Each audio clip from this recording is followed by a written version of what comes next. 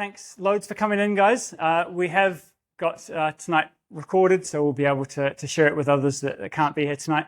But yeah, we've got Steve Oatley here from Run to Paris, all the way from London. Okay, he's got to get all the way home tonight, so let's quickly just give him a quick round of applause. Just thanks for coming, Steve.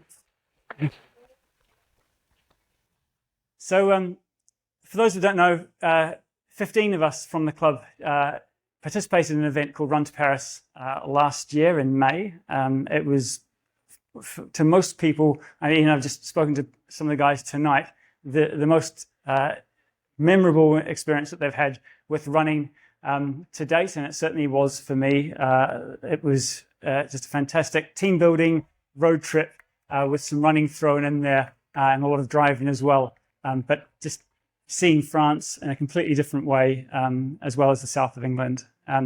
So we had a distinct advantage in that we had three teams, the only group I think that had three teams of five runners there, which meant that we could share the load. And actually, instead of sharing the load, a lot of us did extra because we knew that we had backup if we needed it. And the guys, we ended up doing, on average, a load more running than what we actually needed to. And a big part of tonight really is to get over the biggest fear that I'm hearing from people when I talk to them about Run to Paris, and that is, oh gosh, I don't know if I can run that far. So we'll get Steve on, and then we'll say a few more words, and we'll also get Trev up to have a few words on his experience as well, just so you can hear it from someone other than myself and Steve. Well, hello everybody, and thank you so much for inviting me here tonight. Honestly, it's brilliant to come here. My first time in Cheltenham, which is great. So very excited to see the sights and the sounds of at least this pub. Yeah, a little bit about why we started Run to Paris. So I've been working in events for 15 years, and I've done all sorts of events, like from Chelsea flower shows to gala dinners to taking over Earl's Court to royal events to all sorts of things. But my heart lies in challenge events and in communities coming together to do something incredible. And what we'd noticed about the running market in particular was that, first of all, there wasn't really much innovation in the running market. It was a lot of the same things, like run a circle here, run a circle there, run a circle here.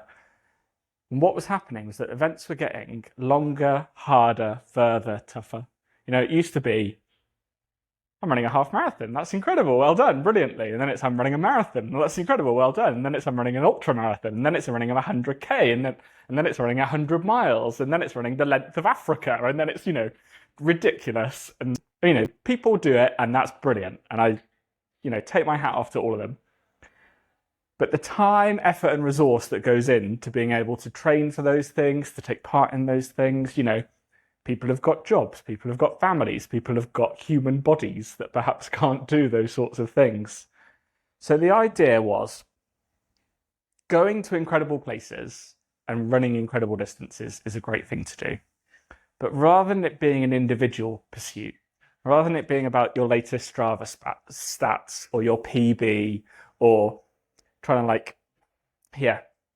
beat your friends, do it with your friends. Come together and achieve something incredible together. So the whole idea of Run to Paris was born. And we started off thinking, we'll do it as a 1 hour start at London and run continuously and do that. And actually you're like, you know what, let's just make it fun. Let's make it a really enjoyable experience. Make it as achievable as possible for as many people as possible.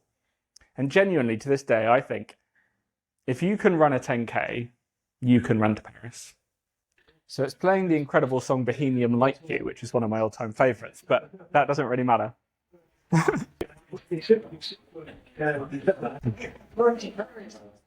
what you can kind of hopefully shows here is that actually the relay run works because of the car, and that's why that road trip element is so important. You can kind of see some of the distances on day one. All the legs are completely different. Some are through urban, some are through countryside, some are up hills, some are through forests, some are through trails. It really is everything in a single event. The whole idea is that you sit down as a team and you work out which leg you're going to do. There's a whole sort of problem solving. You wake up one morning, you think, I'm feeling great, I'll do the slightly tougher one. You wake up one morning and you think, I'll do the shorter one. It really is very flexible. campsites every evening. And then my favorite thing about the whole event is the last mile. So the whole team run the last mile together and everyone runs up to the Eiffel Tower. And that's just like the most amazing experience. We get teams supporting each other. We get friends and family coming out. We just get that like incredible experience. And literally the Eiffel Tower is right there. Like it is amazing. So, and then we all go to the pub afterwards and have a big party in the local pub. So it's, yeah, of all of the events I've ever done in my life, this is like beyond doubt the best. It is just everything. Don't underestimate it. It's still a tough physical challenge. You're still running 4 days in a row. Some of the stages are pretty tough. On day one, one of the legs goes up Ditchley Beacon. And there's an ice cream van at the top. But yeah, it's it's physically challenging, but it's not going to break you in the same way as signing up to like an ultramarathon will or a race to the stones will. You'll be able to come back on Monday morning and go to everyone in your office, what did you do last weekend? Oh, I ran to Paris. And you'll be walking into the office and you'll be having a chat with people and you'll be having a lovely time. Like, a couple of things that I think are really useful to know. The timings. So we start each day pretty early and each stage has a 3-hour cutoff. So essentially we start at 6 a.m. There's a cutoff at 9 a.m., 12, 3, and 6. And so all the legs are different lengths. And you sit down with your team. So you could have a fast runner in your team, a slow runner in your team. Yeah, a couple of medium runners. If the first runner does their leg in 2 hours, the second runner has got 4 hours to do their leg. So it compounds. So really, you can mix different runners of different abilities. Most of the fun, I mean, the routes are amazing. Some of those legs are just absolutely incredible. And for those that have done it before, I'm sure you can say, I'm sure you've talked about it. I still say you can do the event 5 years running and never run the same leg twice, until someone told me you ran the last mile 5 times, but that'll be all right. It's the variety of the terrain, it's the variety of the routes, and the ability to all come together. So the routes are incredible, but actually it's time in the car where all the laughs are had. You've got 3 hours while someone's doing their leg to go and find a little French patisserie shop or to a little like French cafe or get a little stubby beer somewhere or a pastry somewhere, and just to have that sort of experience all together in the car, playing your tunes, turning up at the checkpoints. All of these checkpoints become like little running festivals, and you start chatting to the other teams that are taking part. You start running with different people from different teams. What we've really noticed is that, like, right, so day one, everyone's really excited to be with their team. It's you and your friends. You finally got to the start line. You're doing it. You're running it. It's amazing. We catch the overnight ferry. Day two is a really short day. It's about 10K each per person. You've had a long first day, an overnight ferry. You need a pretty steady day. We get to the campsite on day two, which has just opened a new swimming pool. Very exciting. And you found you're running like the people you've fallen into step with, and you see them in the campsite and you have a little chat and you have a beer, and we're all sat out in the sun because it's absolutely guaranteed to be glorious weather. And you get chatting to people. And then on day three, groups start forming, and suddenly it's not 3 people running together, it's 5 people running together or 10 people running together. And by like day 4, honestly, it's just amazing. It's just like these big groups of people all running at, it's an easy, steady run. You've got plenty of time. You're not trying to get a PB. You're chatting to different people. You're all together. And then that finish line is like nothing I've ever experienced. You all get together. Be aware, runner 5 has just run a half marathon. And they meet up with their other 4 friends. And their 4 friends are like, it's the last mile to the Eiffel Tower. And they hammer it. That last run, you can always tell at the finish line who's run the big leg before. But yeah, that last mile, you run up and you're running along the Seine and you cross the Seine and you see the Eiffel Tower and you run right up to the Eiffel Tower. Like, there is just nothing else like it. It's the best finish line in the whole of running. So yeah, I would more than anything recommend you sign up. We are going to launch our 2026 date or event, open registration, next Wednesday. So you're getting kind of the first kind of previews The dates for next year are the 30th of April to the 4th of May. So it's the first bank holiday weekend. And then the 10th of September to the 13th of September. So 2 events next year. So yeah, we are for the running community. It's about bringing more people to have these incredible experiences. I was a bit sad that I didn't get here in time tonight to join your club run because I just want to see a bit more of Cheltenham. But yeah, I love it. And yeah, if you've done it before, come back because it will be as good the second time round, I promise, if not better, because you know what to expect and you know not to go crazy on day one and to enjoy it a bit more. And I think it will give you a really great new perspective and you'll run different legs. And if you haven't done it before, sign up and do it because honestly, it will be the absolute running event of your year. You just talk about the charity. Yes. So one of the other things that I think is really important about it is that we work in partnership with Parkinson's. We're not going to be with SAFA next year, unfortunately. But yeah, we work in partnership with Parkinson's UK. And I've got a connection to Parkinson's, and I'm sure lots of people, friends of friends and connections, it's a really horrible thing. So we set each person that signs up a £400 fundraising target. So bear in mind that you sign up for a local half marathon or a marathon, it's going to be about that sort of fundraising target. And this is 4 half marathons in 4 days. So we think it's a really achievable target. It's £100 a day, essentially. And everything you raise goes to support that charity. So we've got representatives from the charity there. A couple of years ago, we had a team of people who were case studies and beneficiaries of the charity, which was an amazing experience and really humbling. And seeing them coming to the finish line was a really emotional thing. But yeah, a really big part of it is not just the training and the preparation, but also the impact that the event is having.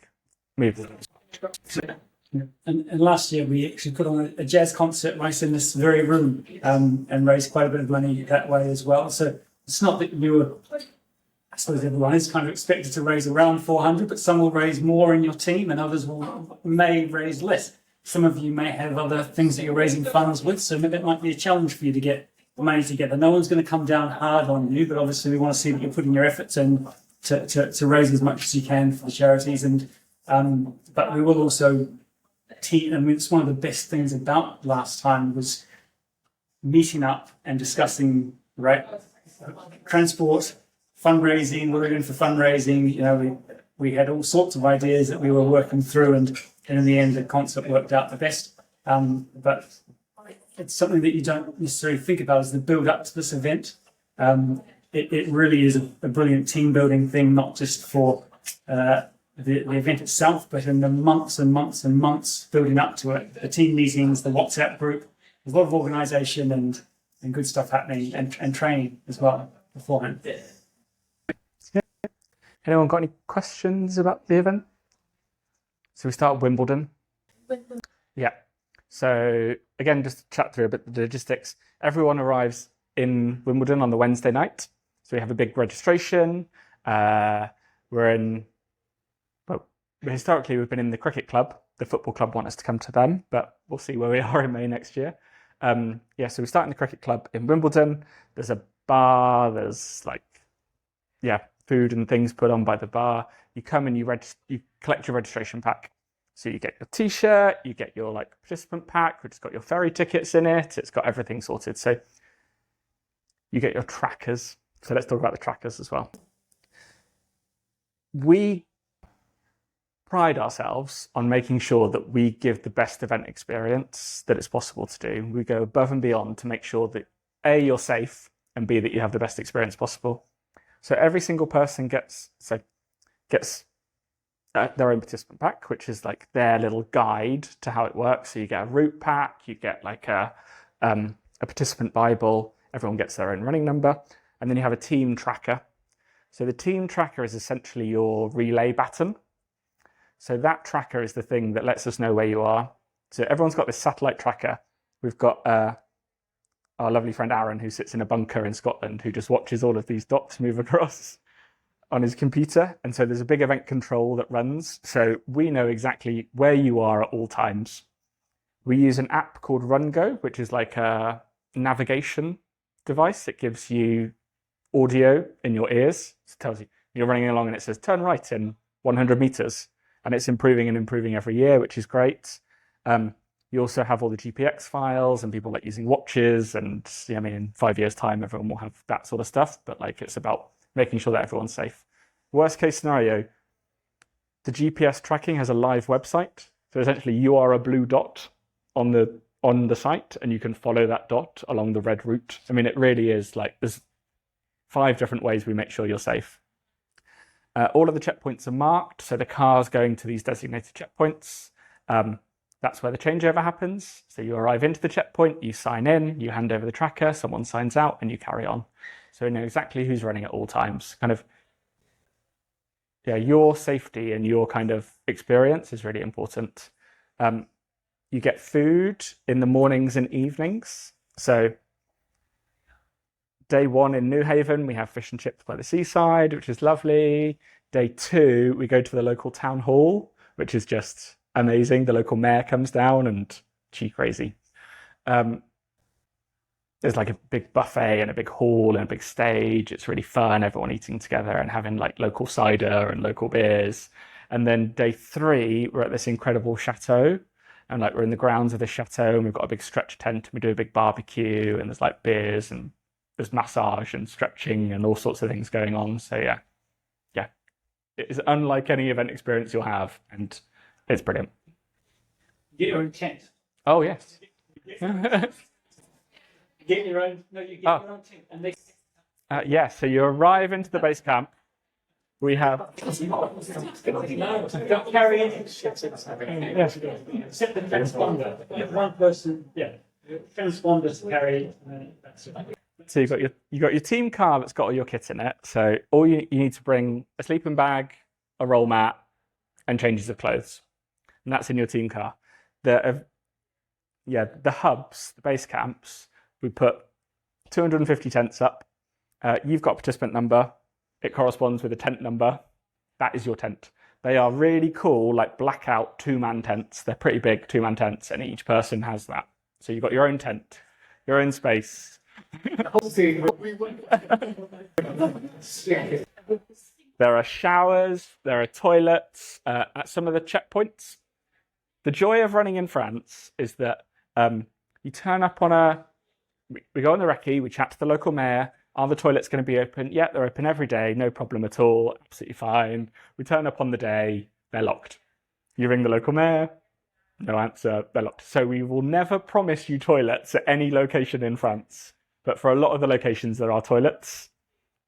The team car obviously has got those 3 hours to go for a McWee, to find a little cafe, to do that. There are showers every evening. The campsites are really great, actually, which helps. I don't think you mentioned it, so I was going to ask, I guess, the sort of physio side, where if you look like a little niggle halfway through, is there? Yeah. Like just someone saying, I've got something tight.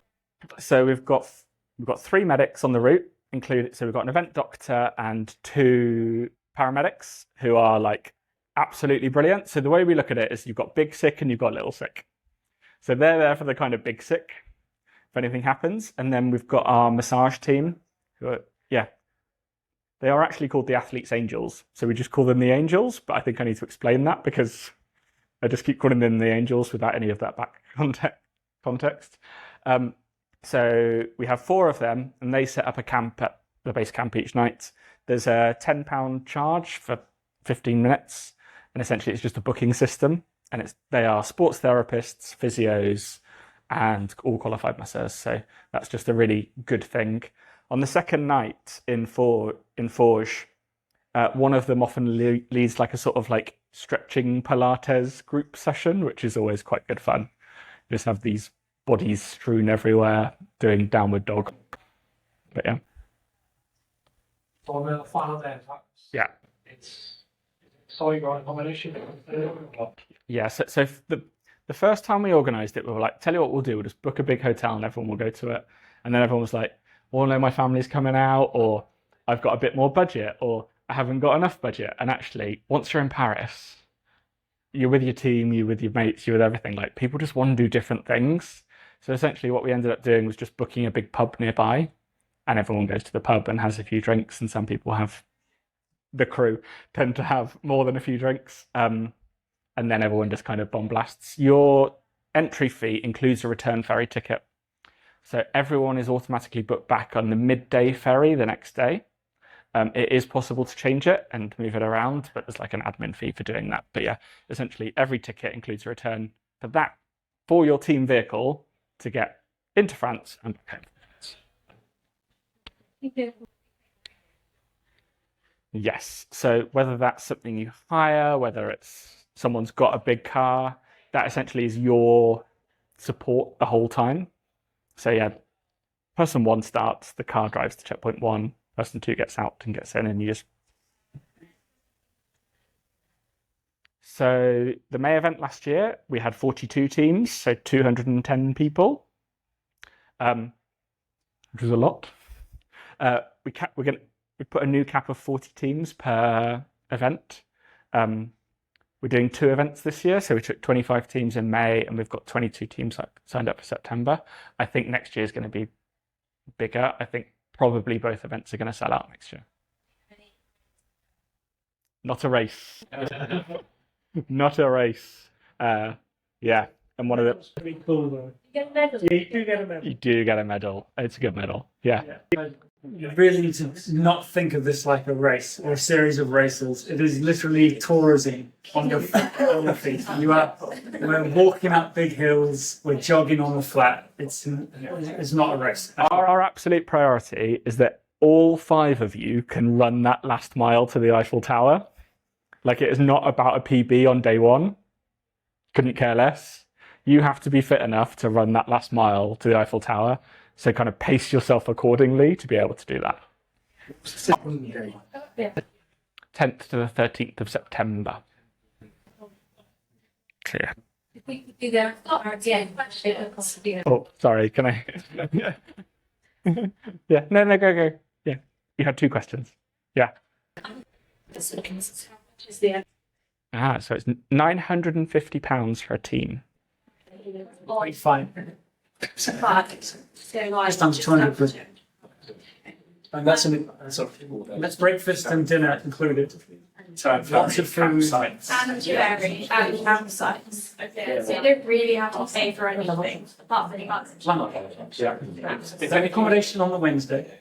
Right, so you drive down the day before in London, yeah, accommodation there. Obviously, depending on how many nights you stay afterwards, accommodation then is everything after that. Okay, so accommodation. The macarons in Paris are quite expensive. Oh, I love lunch. I spent the day we had there afterwards. I spent the whole day running around Paris trying every macaron. I was saying Laurel, the best macaron. My second question was, you said about running 4 half marathons in 4 days. Does everybody expected to run that distance every day? So it's 225 miles between Wimbledon and the Eiffel Tower on our route. So you divide that by 5 people by 4 days. It averages about 12 miles a day. But some legs are 17 miles and some legs are 6 miles. Okay. So you could do a shorter run one day and a longer run next to mix it. What we did last time, we balance it in the teams. So within your team, you look at who's a stronger runner, who's not strong, who's feeling good that day, who's not, and you pick a leg that suits you. So it's within the team, it balances. So if you don't feel you're strong enough to run 12 hours a day, then you could do the shorter legs every day, and you just agree that with your team. It's fine. The runner who did the shortest distance did 60 kilometres, so divided by 4 days, 60k, and 15 kilometres. Sorry, if you work in miles, that's what's 15. 9 miles a day. So that was what she did. But bear in mind, if we've got 2 or 3 or 4 teams, if you don't feel up to running, you don't run. Someone else will do it. Like sometimes we had 8 people running on the same leg. Do you understand? Yeah, we broke the systems a bit with that.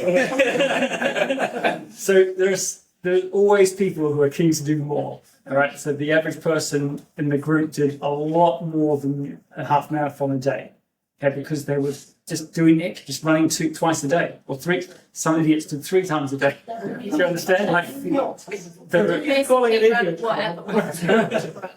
Pick the shorter ones if you want. yes, absolutely. But genuinely, what we've found is that, so day 1 is a tough day. You kind of got that I don't know how this works, how do I do the navigation? The legs are quite long. It's all new.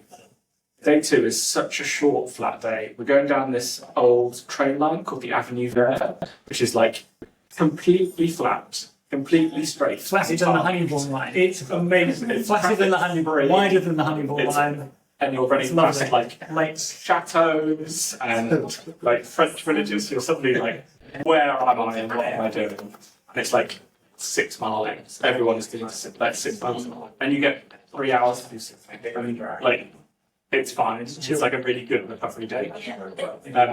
Day 3, I'm not going to promise this, but a few people have said that who were daunted by taking it on, is that by day 3, something in their body goes, oh, I know how this works. And you kind of just find a rhythm that works for you. Again, you do not have to be fast in this event. This is not a race. And then day 4 is just like, well, Paris is there, and suddenly everyone's like, we know the timings, this is fine, the average person is this fast, and the quickest person is this fast, and the slowest person is this fast. On day 4 it does this. And we're just like, take it easy, we're like bombing it into Paris to get there before you, because you're all just flying along. Like, it's a really like, it's a physically demanding thing. Prepare properly and be ready for it. But like, this isn't an ultra marathon that you need a 6-month training schedule and 4 times a week and up your mileage. Like, a good fit person can do this. I didn't run for more than 24k in training, and on that last day, I think I did a run of 40 kilometers on 2 legs. I did one of the first legs, which was just amazing off-road trail run that we did, and then it was like I had the next 2 legs in the car thinking about whether I was going to take on the last leg of the day, which is the run into Paris, all on road just through the parks of Paris. It was amazing, and just did it. How many were on that last leg? I was the driver for that day. I'm considering doing it again because I wanted to do that. Just running through the parks. It was such an amazing route. And you think running through Paris, you're going to be crossing roads everywhere. And it's downhill. It's a downhill route.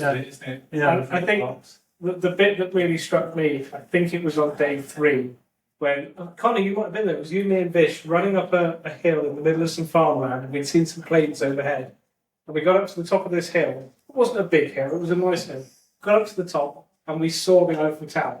Yeah. And it was the first time we'd seen it, and we just looked at it, and we're like, wow, Just way off in the we're distance. going to be there tomorrow.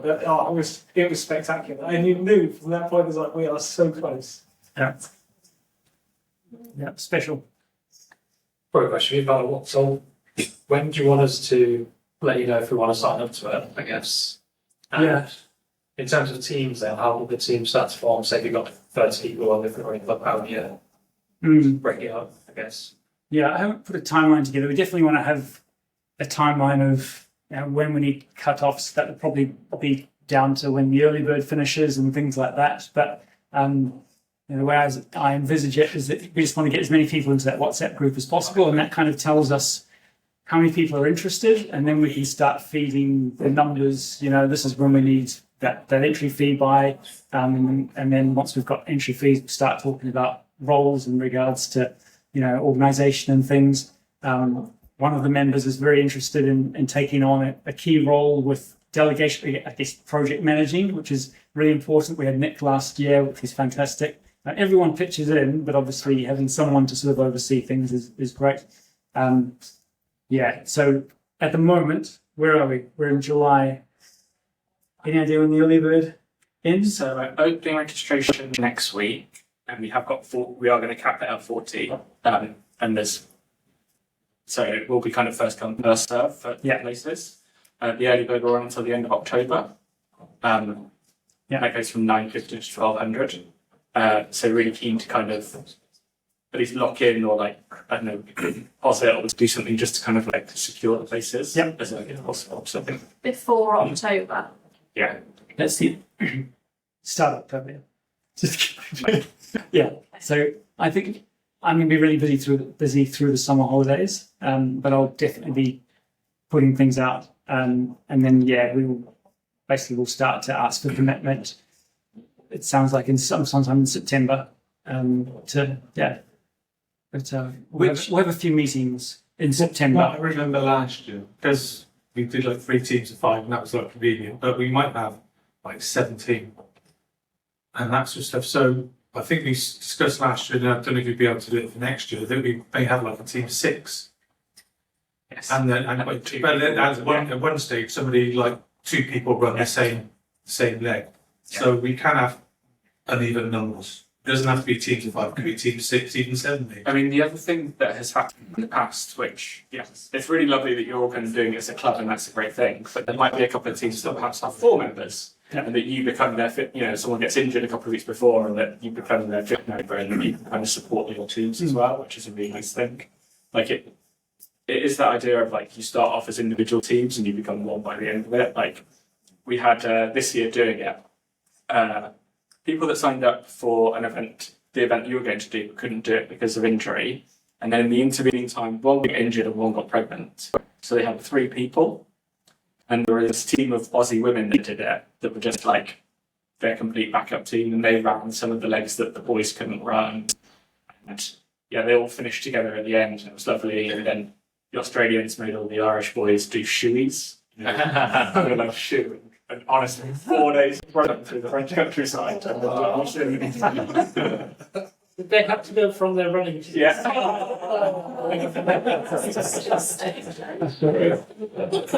So yeah, like that idea of like you're actually all supporting each other is a really good thing. So yeah, you come as a big group, but actually there's a whole group of other people as well. So like if there are kind of 6s and 7s, there might be other teams that kind of are looking for it. Yeah. We will also be accepting people who aren't club members as well. So if you know other people that are interested, by all means, invite them in. And if, say, we did have, let's just say 17 kind of something, there's probably extra individuals that put in an individual entry, is that right? So they can be planted into our team.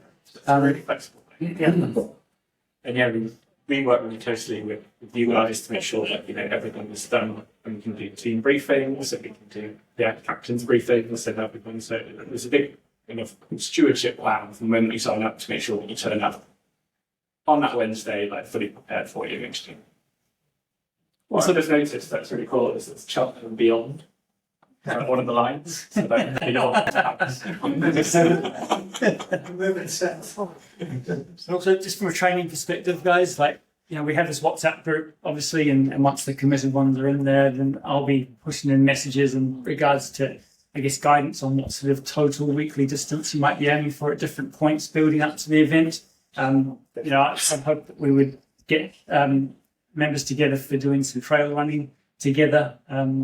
So there's a lot, and look, if someone's I give a lot more coach guidance to people who are committed to run to Paris than I would to the average annual member. So, because it's in everyone's best interest that they show up to this event, right? So, if you have any niggles, you message me and I can suggest maybe a video to watch or, getting an assessment done if we think it's, a problem or could be a problem. So, there is a lot of coach guidance and support for the physical side of things as well, just to help people keep on top of the mileage and things. Yeah. You were talking about the commitment for running marathons, etc., etc. How much of a commitment is this for the person that has a busy life but would like to try and do it? So how many times do you run a week normally? Now, I could run 3 times, but I don't. Yeah. Because I'm lazy. Fine. So you've got a really You've got motivation all of a sudden. Baseline of fitness. It's amazing what the body can achieve, but the better prepared you are, the more you'll enjoy it. It's the cumulative that's unusual. And again, it's the long day, short day, long day, short day. So you're never really building the mileage crazily unless you just have 3 legs in one day with daily license. I'm just thinking for from the organisational point of view and the meetings and everything like that. Does it take over your life? No. The meetings That we did sounds probably bad, but- must have done 3 or 4 on a Thursday night after a club run. Yeah. Oh, Every 4 or 5 weeks, isn't it? Something like Yeah. that? okay. Yeah. Okay. Which event are you going to target to do? The May or the September? May. May. It's got a lot going. If there was people that wanted to do September, I'm not guaranteeing that I'd be involved, but I'd be happy to push it if we had enough people that wanted to do September as well instead of next September. That's fine. No, it's not a thing, is it? Next yes, September. But they're saying they're opening entries for next September as well. Andy? Which one are we not mainly doing? May. May. Yeah. There's a lot going on in September. We've got Cheltenham, Run Cheltenham in September. Yeah. Just to, we were saying that the Manchester Marathon is 2 weeks before. I think the training class, that's probably quite convenient actually in terms of training. You'll do all of them long way. No excuses. Blind beast for it. Yeah, that's try to. What we tend to say is if you can run it to like 10 miles, you can do a training plan at 10 miles, you're pretty well prepared. And if you do a 10-mile run and then the next day you go out with a 5-10, probably fine. But also, guys, what Steve was saying about all of a sudden just finding a rhythm. Like I was always really worried about the idea of running on back-to-back days because I pretty much coach everyone not to do that.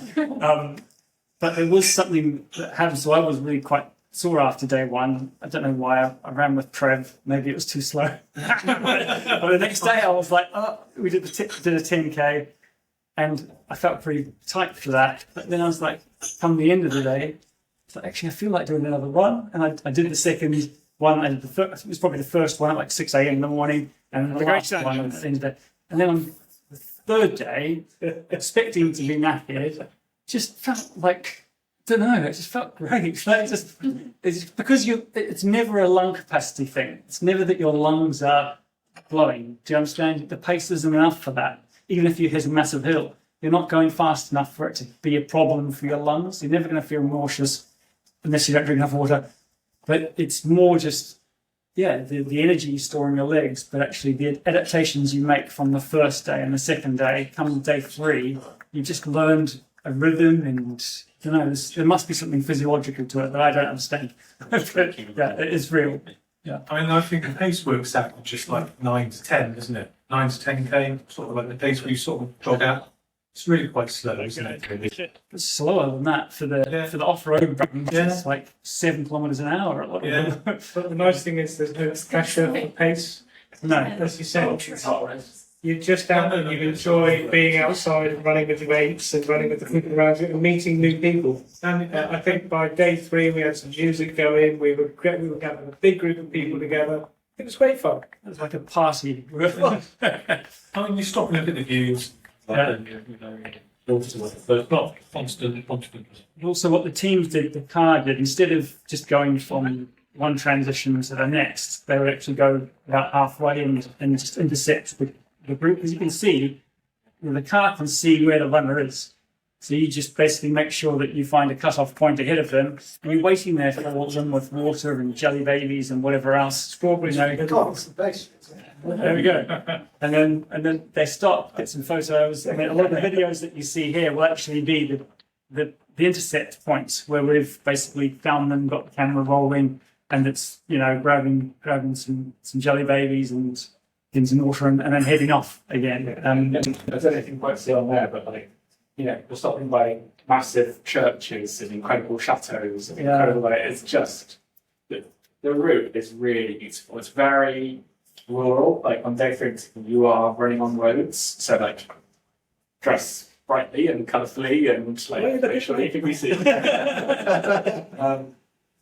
But they're very, very quiet rural roads. In fact, our 45 cars are turning up, double the whole road capacity of the whole thing. So that's why it's making sure that we keep the numbers sensible, but we work really closely with all the local mayors and the other places to make sure that they're. I mean, this is a checkpoint there. The checkpoints are amazing. We've got so many people there, all clapping people in, and we're not just clapping in your teammates; it's other teams as well. The checkpoints were something special. I hand over. Bit of a boring question, sorry. When do you anticipate you need money by? September. Okay. Not like next week. No. Late September, as I say, we'll be looking to, I guess, if the early bird's going to close in October, we want to get in before the early bird, basically. So we want that's really it. That's in my head. That's the cut off. But that's just One thing, 80s to 70. yeah. One thing that we offer, I don't know if you guys want to do it, but we do split payments. Okay. So yeah, we can split the payments in like 3 payments, like 3 months. It's spread. And then the additional 400 each for charity, when's that? Is there a cut-off date for that to be raised as well? So we have a target. You've got to raise £300 a month before the event. A month before. Yeah. Within the team. So it'd be £1,500 for a team. So essentially, the way the system works is you all register individually, but you're a team. So there'll be 5 of you in a team with a team captain. You'll have each have an individual fundraising page, so you're going to send that to your mum. But you can also you've got a team fundraising page. So if there's 3 of you that work at the same place, you can send that around the office, and people can donate to the team. All the individual pages add up to the team page, and we just add off the team one. So if someone was just £1,500 by themselves. And was it, so it's just under £200 each went to how we need accommodation in London and for and Paris at the end? Essentially, and then things like fuel and food, snack food. We were talking about it, and I reckon because we stayed an extra night, so that was on top. So we had a day as a tourist in Paris, and so we came in on the Tuesday instead of the Monday. And we talked. We reckon it's probably about total cost for 4 days, including all of that, be about £1,000. Worst case. Yeah. That each. Yeah, so you pay for the accommodation, you contribute to the fuel, you pay for the Airbnb, we stay for 2 nights instead of just the one, things like that. So, and the cost of buying your food during the day and drink and whatever you want to. I think it probably costs costing us £1,000, I think. A lot of those costs come up later, not until Yeah. you actually get to the event. But we also upgraded by, we had a little cheat where we got cabins as well, so we were able to do a little bit of cabins. Yeah, see, I'll tell you the secret on what, but You can't do a group booking. That's the secret. no, we did a foot passenger for one person, booked the cabins, and then so we booked the cabins and then rooms. Before chair and for Can you think what we did that? Yes. Yeah, you see. Yeah. Well, Connor and I slept on the floor of the bar on the ferry. Convenient, that. We got the proper experience. The rest of us had 2 years in life. We weren't anticipating everyone to that next day probably was a good chunk of that ramp because you're out Paris. Exactly. So staying the extra night is always completely optional. Yeah. So we wanted to fly back on Monday. It was a good thing to stay the extra day because even in Paris, but I see a few times. Yep. Any other questions, guys? All depends also if you've got several teams and some don't want to, some can't on that. Exactly. So Yeah. There's so many benefits of having multiple teams. I mean, some of the individual teams, seeing some of the guys will tell they're wrecked from either running too fast or just not having anyone to take the easy legs. We would generally match up our steadiest runners together and the fastest runners together. So you're never feeling pressured. But then some people, James wanted to run with everyone at one stage in the event. But it's always a really leisurely pace. I think that's the most important thing. If you're worried about the distance or the effect on your body, just understand that you can walk a lot of it. Certainly the hills anyway. And I think with regards to the effect on the body, it's amazing what the little disabilities and the vulnerabilities and of solving those problems. I can also recommend there's a lovely cheese shop we found, which is an amazing cheese. There's several bakeries. The food that you get, the snack food when you're going around and you're Does exploring. the cheese fix the shin splits? Yes. Yes.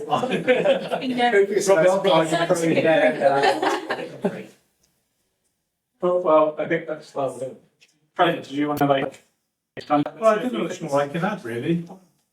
Done lots. Yeah. Yeah, I mean, most people say, I would say it's something I saw like 3 years ago, and it just grew and grew in the club until we did it. And it is certainly the best sort of like running event that I've ever done. And I'm down the, well, if the inch wife to let me go, then I might be doing it again next year. Because there's bits that, Rob said, that I didn't do last time, but I want to do, I do it again. So there's so much things nice to see. That's about it. That's pretty much most has been covered, I think. Yeah. Awesome. Right, quick round of applause again for